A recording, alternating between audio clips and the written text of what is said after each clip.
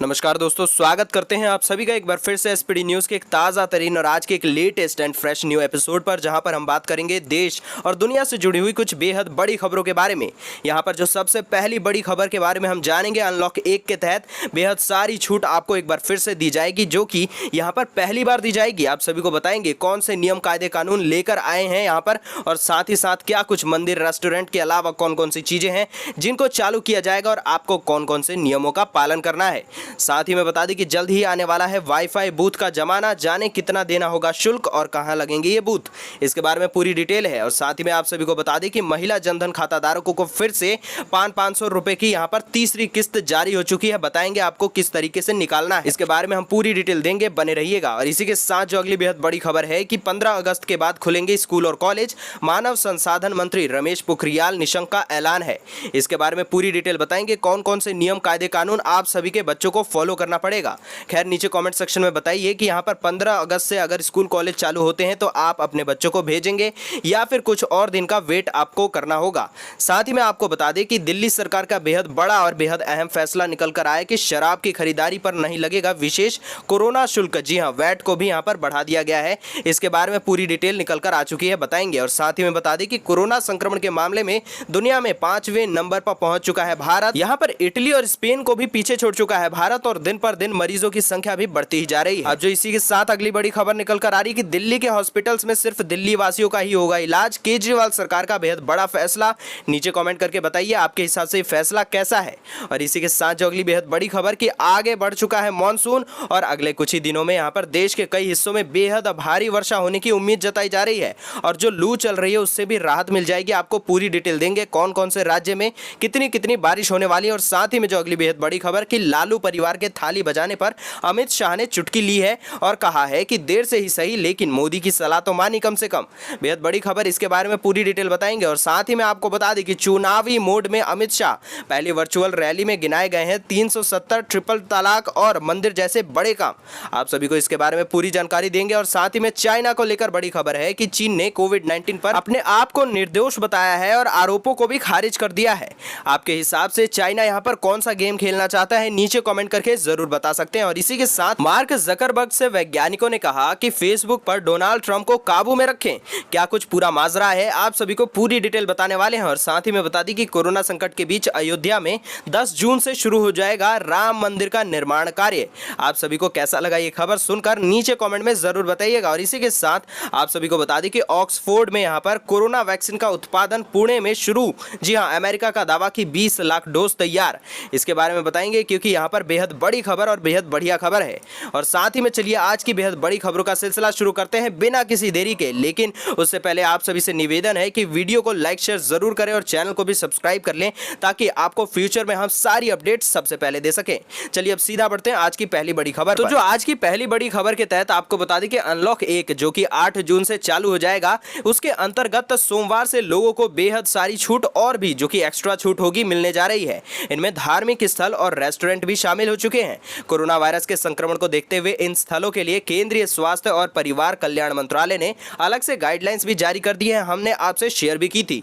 इनमें कहा गया था कि मंदिर और रेस्टोरेंट में जाने वाले सभी लोगों को गाइडलाइंस का पालन करना जरूरी है, अनिवार्य है। और आपको बता दें कि केंद्रीय स्वास्थ्य मंत्रालय ने एक अधिकारी से कहा था यहाँ पर कि गाइडलाइंस यूं ही नहीं बनाई गई हैं, आप सभी को देखते हुए ये गाइडलाइंस बनाई गई हैं जिससे कि आपकी जिंदगी बच सके।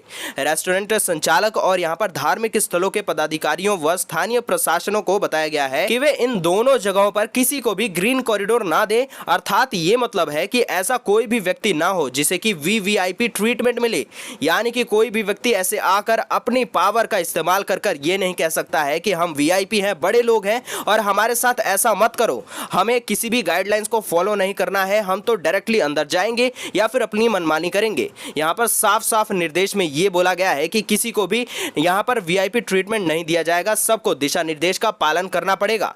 आप सभी को बता दें कि यहाँ पर धार्मिक स्थल पर प्रसाद लेने और साथ ही साथ तिलक लगाने पर भी रोक लगा दी गई है। भगवान की मूर्ति को छूना मना है। सभी लोगों को सोशल डिस्टेंसिंग के अनुसार लाइन में लगकर अपनी जांच करानी पड़ेगी। खैर, हम आप सभी से पूछते हैं कि यहाँ पर जैसे कि मंदिर, मस्जिद और जितने भी धार्मिक स्थल हैं उन सभी को चालू कर दिया जाएगा, खोल दिया जाएगा, तो क्या आप विजिट करेंगे या फिर नहीं करेंगे? आप अपने आंसर्स नीचे कमेंट कीजिए।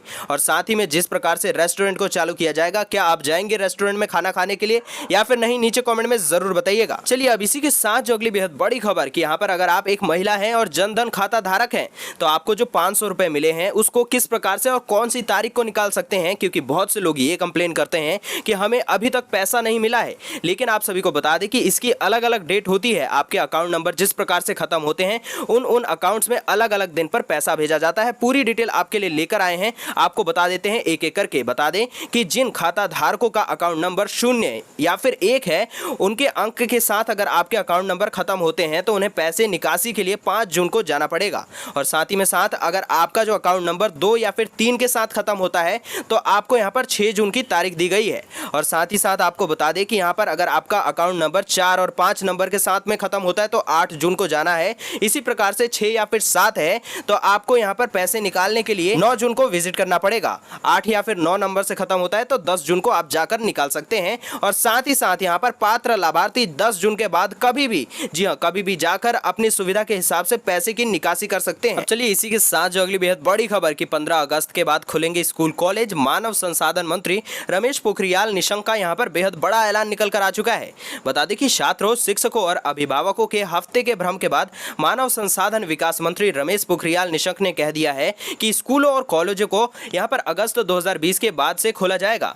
संभवतः आपको बता दें कि यहाँ पर 15 अगस्त 2020 के बाद शैक्षणिक संस्थान खुल जाएंगे। बता दें कि यहाँ पर रमेश पोखरियाल ने एक इंटरव्यू में ये बात कही है और साथ ही उन्होंने ये भी कहा कि 15 अगस्त तक सभी परीक्षाओं के परिणाम घोषित करने की कोशिश की जा रही है। आपको बता दें कि इस संबंध में दिल्ली के उप मुख्यमंत्री मनीष सिसोदिया ने भी एचआरडी मंत्री डॉक्टर रमेश पोखरियाल निशंक को स्कूल पुनः खोलने की योजना पर पत्र लिखा था और इस बात की जानकारी उन्होंने कल ट्वीट के माध्यम से भी दे दी थी। अब इसी के साथ जो अगली बेहद बड़ी खबर कि यहाँ पर दिल्ली सरकार ने सभी तरह की शराब के अधिकतम खुदरा मूल्य यानी कि एमआरपी पर लगाए गए 70% तक के जो विशेष कोरोना शुल्क होती थी उसको रविवार को वापस लेने का बेहद बड़ा फैसला कर लिया है। आगामी 10 जून से दिल्ली में शराब की खरीदारी पर यह शुल्क नहीं लगेगा। जी हाँ, और साथ ही बता दें कि यहाँ पर सरकार ने इसी के साथ सभी श्रेणियों की शराब पर मूल्य वर्धित कर यानी कि जो वैट होता है उसको भी 20% से बढ़ाकर 25% तक कर दिया है। मुख्यमंत्री अरविंद केजरीवाल की अध्यक्षता में हुई कैबिनेट की बैठक में यह निर्णय लिया गया है। अब जो इसी के साथ अगली बेहद बड़ी खबर कि लगातार 3 दिनों से कोरोना संक्रमित की संख्या में तेज बढ़त के कारण भारत स्पेन को पीछे छोड़कर इस महामारी से प्रभावित दुनिया का 5वां देश बन चुका है। आप सभी को बता दें कि जॉन हॉपकिंस विश्वविद्यालय के मुताबिक भारत में शनिवार रात तक 2,45,670 मरीज हो चुके थे और यहां पर भारत ने 24 घंटों में जो आश्चर्यजनक रूप से इटली और स्पेन को भी पीछे छोड़ दिया है। स्वास्थ्य मंत्रालय के आंकड़ों के मुताबिक देश में एक दिन में 9,887 नए मरीज सामने आए और साथ ही 294 लोगों ने यहां पर अपनी जिंदगी गंवा दी।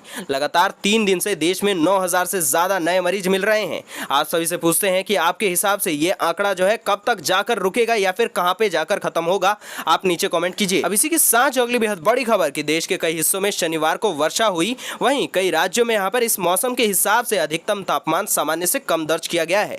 इसी बीच मौसम विभाग के क्षेत्रीय विशिष्ट मौसम विज्ञान केंद्र ने कहा है कि मध्य अरब सागर के कुछ और हिस्सों में दक्षिणी पश्चिम मानसून की प्रगति के लिए अनुकूल स्थितियां हैं। इससे गोवा, कोंकण, कर्नाटक, तटीय आंध्र प्रदेश, रायलसीमा और बंगाल की खाड़ी और पूर्वोत्तर के कुछ हिस्सों में अगले 2 से 3 दिनों के दौरान बेहद भारी वर्षा हो सकती है।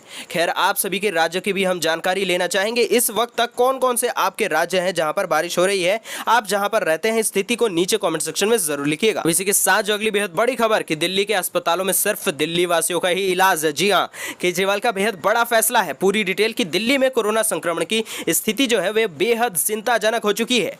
आप सभी को बता दें कि इसी बीच दिल्ली सरकार द्वारा गठित 5 सदस्यीय डॉक्टरों की यहां पर समिति में भी अपनी रिपोर्ट सौंप दी है और आपको बता दें कि जिसके बाद सरकार ने स्वास्थ्य व्यवस्था को लेकर कैबिनेट की बैठक में कुछ बेहद बड़े निर्णय कर लिए हैं।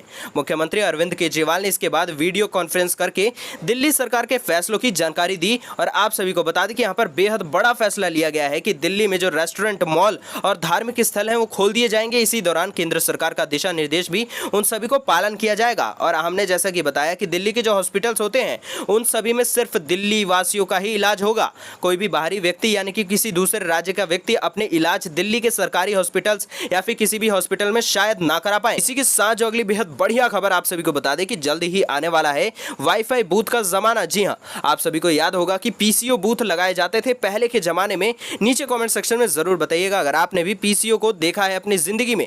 साथ ही बता दें कि उसी तरीके तरीके से यहाँ पर अगर भारतीय दूरसंचार नियामक प्राधिकरण यानी कि ट्राई की सिफारिश को अगर टेलीकॉम विभाग ने हरी झंडी दे दी तो एक बार फिर से इसी प्रकार से हर गली मोहल्ले, चौक चौबारों और पान से लेकर किराना दुकानों में वाईफाई कनेक्शन का बूथ दिखेगा आप सभी को। जी हाँ, कई बार ऐसा होता है कि हमारे फोन में इंटरनेट नहीं होता है या फिर हमें इंटरनेट की जरूरत पड़ती है, तो आप महज 2 रुपए में इंटरनेट की सुविधा ले पाएंगे। जी हाँ, आप सभी को इन बूथों पर जाकर 2 रुपए पेमेंट करनी है और आप सभी को इंटरनेट का डेटा दे दिया जाएगा, और जिससे कि आप अपनी जरूरतों को पूरा कर सकेंगे और यहाँ पर डाउनलोड कर सकेंगे, अपलोड कर सकेंगे, सारे काम कर पाएंगे। बेहद बढ़िया खबर, नीचे कमेंट कीजिएगा आपको कैसी लगी। अब चलिए इसी के साथ जो अगली बेहद बड़ी खबर आप सभी को बता दें कि केंद्रीय गृह मंत्री और भारतीय जनता पार्टी यानी कि बीजेपी के पूर्व अध्यक्ष अमित शाह ने रविवार को पटना में पहली वर्चुअल रैली संबोधित की और संबोधन में उन्होंने कहा कि कुछ लोगों ने थाली बजाकर इस रैली का स्वागत किया है।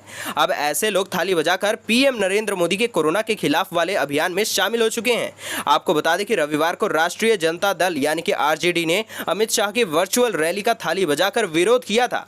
उसी पर अमित शाह ने ये सारी बातें कही हैं। साथ ही बता दें कि वर्चुअल रैली को संबोधित करते हुए शाह ने धारा 370, राम मंदिर, ट्रिपल तलाक और सीएए पर खास जोर दिया है। उन्होंने कहा था कि मोदी सरकार की वजह से ये सब संभव हो पाया है और यहाँ पर प्रधानमंत्री ने 370 और धारा 35A को हटाकर कश्मीर को हमेशा के लिए देश से जोड़ दिया है। पुलवामा का हिसाब हमने सर्जिकल स्ट्राइक के जरिए ले लिया था और साथ ही में देश की सीमाएं भी अब सुरक्षित हैं।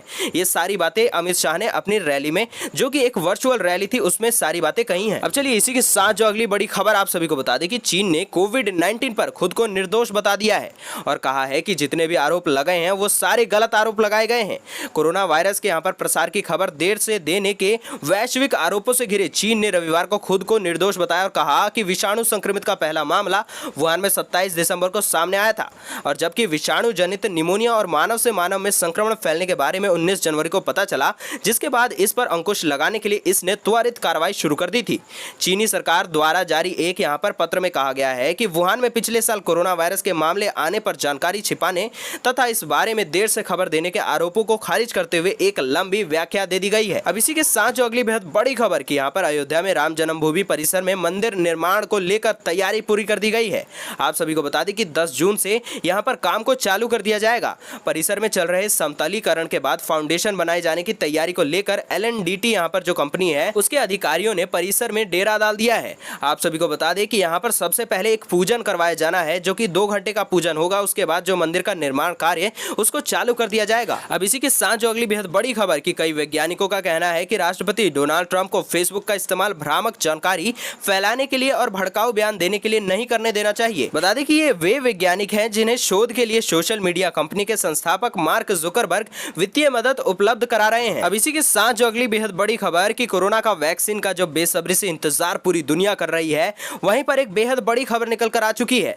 बता दें कि भारत से एक बेहद बड़ी खुशखबरी मिली है। कोरोना वायरस की वैक्सीन का उत्पाद पुणे में शुरू हो चुका है। ऑक्सफोर्ड यूनिवर्सिटी द्वारा तैयार वैक्सीन के लिए ब्रिटिश यहाँ पर जो है कंपनी, उसका यहाँ पर ऑस्ट्राजेनिका ने भारत से हाथ मिला दिया है। बता दें कि ऑस्ट्राजेनिका ने पुणे स्थित सीरम इंस्टीट्यूट के साथ हाथ मिलाकर वैक्सीन निर्माण कार्य शुरू कर दिया है। यहाँ 1 अरब वैक्सीन का उत्पादन शुरू किया जाएगा। और बता दें कि वहीं अमेरिका ने दावा भी किया है कि उन्होंने 20 लाख डोज तैयार भी कर ली है और उनकी वैक्सीन जो है वो अंतिम चरण में है। और बता दें कि ऑक्सफोर्ड यूनिवर्सिटी में कोरोना वैक्सीन का ट्रायल दूसरे फेज में पहुंच भी चुका है। हाल ही में ऑक्सफोर्ड यूनिवर्सिटी ने 10,000 लोगों पर तीसरे फेज के ट्रायल की घोषणा की है और कई देशों में इसके बाकी के ट्रायल भी चालू होने वाले हैं। तो दोस्तों ये थी आज की कुछ महत्वपूर्ण खबरें और आज के मुख्य समाचार। अगर आपको आज के समाचार जरा से भी पसंद आए हो तो वीडियो को कर दे लाइक, शेयर, साथ ही कर दे चैनल को सब्सक्राइब, घंटे के बटन को दबाकर ऑल नोटिफिकेशंस को भी ऑन कर सकते हैं। हम मिलेंगे आपसे अगले मुख्य समाचारों में।